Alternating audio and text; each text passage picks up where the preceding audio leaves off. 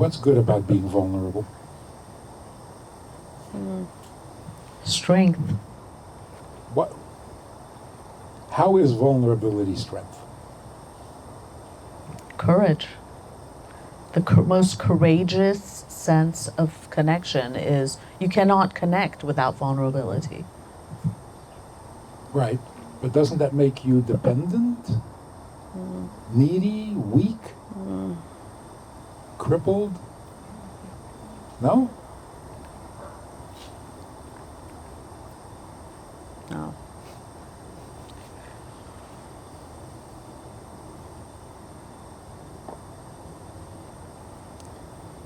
This guy calls me. I gotta tell you the whole story. A guy calls me from a little town in Oregon. I never heard of this town. He says, I'm a retired psychiatrist. I was born Jewish. I've practiced Christianity for 30 years. I'm living in this town. There are no Jews here. I'm getting older, and I feel a need to connect to my people. What can I do here in this town to feel connected to my people? This is a study that's fascinating. I, of course, being a Chabad, I said, get a pair of tefillin. You'll put them on every morning. You'll feel wrapped up with your people. You'll feel tied in. You'll feel connected to your people. He says, oh, no, I can't do that. Every time I try to do something Jewish, I've had a bad experience.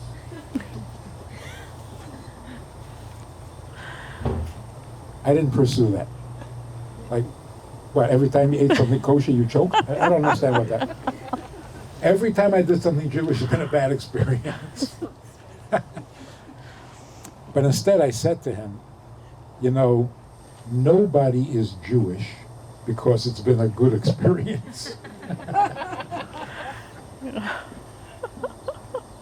It's not about a good experience. Is that the truth? It's about God's need. God needs you to do certain things, you do it. He says, God needs? I never heard that before. And, oh, he also said, I won't tell you my name. What? Yeah. Because, anyway, this guy is a real study, right? I mean, Wow. every word comes out of his mouth is a whole new Wow. psychological drama. He says, God needs? I've never heard of that. And I'm losing patience. He wants advice. I give him advice. No, he can't do that. So I tell him something. No, he disagrees. This guy's got problems. So I said to him, look, is God all-powerful and almighty? He says, yes. I said, God is perfect in every way? I said, yes. He knows everything? Yes. He is all-powerful, he can do anything? Yes. I said, then he must also be infinitely vulnerable. He starts to laugh. God is vulnerable? God is almighty.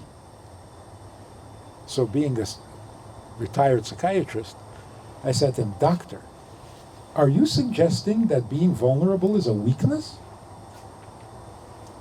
He got completely flustered. Wow. And he hung up the phone. Thank you. I thought that was weird. A few days later, he calls back. He says, hi, I'm calling from a little town in Oregon. I don't want to give you my name. Where do I get tefillin?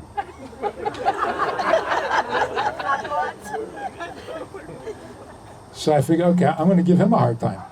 I said, why all of a sudden? This is really amazing. He says, because my profession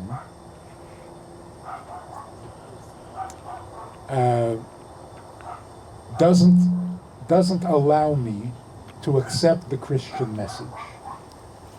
I said, after 30 years?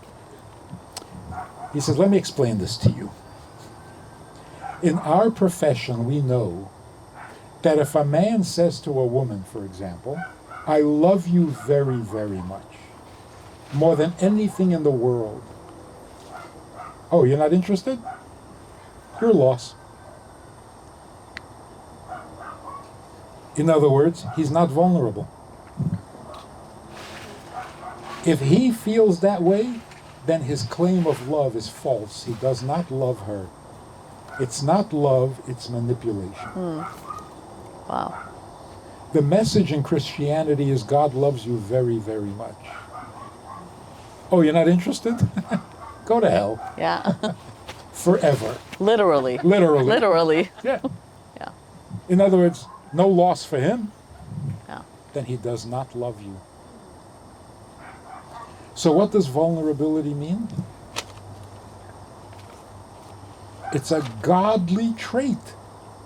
God is vulnerable, and we try to mimic him. It has nothing to do with weakness, with getting hurt, with being damaged or crippled. Vulnerable means if I care about you, it's because I need you. There's nothing more vulnerable than that. And what do I need you for? For you. Just to have you, because me by myself is not enough. So everything God asks us to do, we don't need to do. Stop a guy in the street and I say, come, you want to put on film? He says, I don't need that. I say, great, come, let's put him on. If you need it, I'm sure you'll take care of it yourself. You don't need my help. But you don't need it, so you might not do it. So here's the tefillin. Do this because God needs it. We need to become better at things we don't need. Like being good for nothing. But we have to be convinced that God is infinitely vulnerable, not less vulnerable than us. Because if vulnerability is a strength, well, we're not stronger than him. So if we have the strength of vulnerability, he has it infinitely. So we're serving God literally. Like some guy says to me, I would not serve God if he weren't perfect. I said, wait a minute, if he's perfect, then you can't serve him. Wow. Because he doesn't need you. Right. When we say serve God, we mean do for him something he needs infinitely. It's scary. It's Like when you- foreign. It's foreign. Yes. It's foreign for an egocentric human. That's going back to when I find out that my mother needs me, that's scary. Yeah. Yeah. Because I need her for a couple of bucks, you know, and to be in the will. but she needs me? No. That's scary. Because she's old and mature. Why would she need me? So it's the biggest compliment in the world, like the little girl who thinks God is angry at her. Yes, God is angry at you. Because he's vulnerable. If you don't keep Shabbos with him, he's like a religious guy whose family doesn't want to join him. So we're turning the world upside down. Free choice consists of making the decision. You can either be needy or needed. That's the difference between secular and spiritual, between mundane and holy. Everything needy is human and finite and depressing, restricting, and everything holy and noble is being needed. It's such a relief. One more thing. Sure. Imagine, just a little anecdote. Imagine a mother asks her son to make her tea. every day, 3 times a day. Like Shachris, Mincha, Mariv. And he does. 3 times a day, every day, he brings his mother tea. For 50 years. At the end of 50 years, he discovers that his mother never drinks tea. She doesn't like it. She doesn't drink it. She doesn't care for it. So he says to her, "What was this? What was that all about?" She says, "Tea doesn't mean anything. That's trivial. That's petty. I wanted to give you the opportunity to get closer to me." Wow. Bad mother. Very bad mother.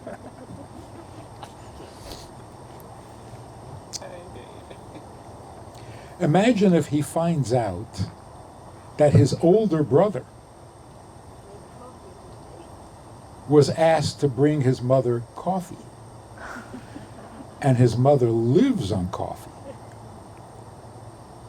Aha! The plot thickens. So the other brother is bringing the mother what she needs and what she lives on, and he's bringing his mother something she doesn't need, doesn't use, and doesn't care for. He hasn't gotten closer to her. She has kept him out of her life. She's distanced him. That's like some guy's annoying you and you want to get rid of him. You say, "Can you do me a favor? Run around the corner. See if it's raining." By asking him to bring tea, she kept him out of her life. That's closeness? So what is closeness? I want to be close to you. What does that mean? It means that I have discovered that there is something close to your heart that I'm not included in. And I'm jealous. I want that closeness. If I am the closest thing to your heart, then there's no more then I'm not missing anything. So if I want to get closer to you, I have to know that there is closer. In addition to that, you have to invite me. Otherwise, I'm just a stalker. So if you tell me, I just built a new house. It is unbelievable. It's the dream house. It is the biggest pleasure in my life. I love that house, and I'm waiting. Yeah, so I'm going to enjoy it very much. I think, I'm not invited? All that and no invitation? Well, then that's it. I'm left out. I can't get closer. When God came down to Mount Sinai, he said, "There are things that are so precious to me, and I want you to join me." Shabbat is my holy day. Keep it with me. I love mitzvahs. Love them with me. I hate sin. Hate them with me. So he's revealing his soul, his loves, his hates, his agonies, his ecstasies, and he invites us in. That's closeness. So if you want to understand mitzvahs, mitzvahs are coffee, not tea. People get confused because if a son brings his mother tea 3 times a day for 50 years, are you not impressed? Yes, it's impressive. It's not closeness. It's obedience. They're not the same.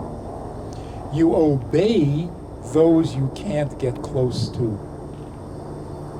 You obey a king, a principal in school, because you'll never get close.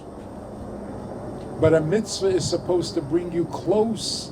The only way that happens is if the mitzvah gives God infinite pleasure and he wants to share it with you.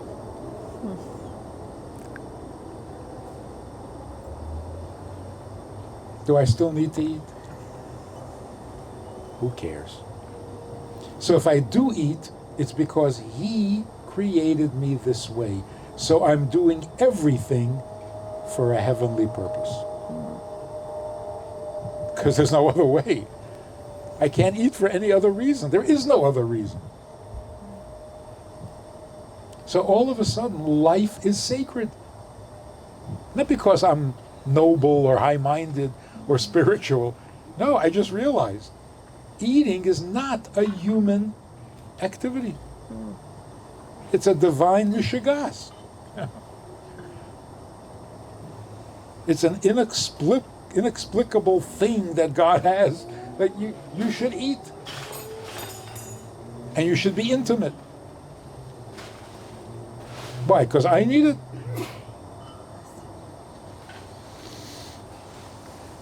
So everything we do ends up being following God's script. God said you're going to sleep part of your day, you're going to eat 3 times a day, you're going to be intimate with your... It's His script. I'm just trying to follow it carefully. It is so liberating. It's so healthy and so noble. So the 2 parts of it is, I need nothing. He needs everything. So I am not needy. I am needed.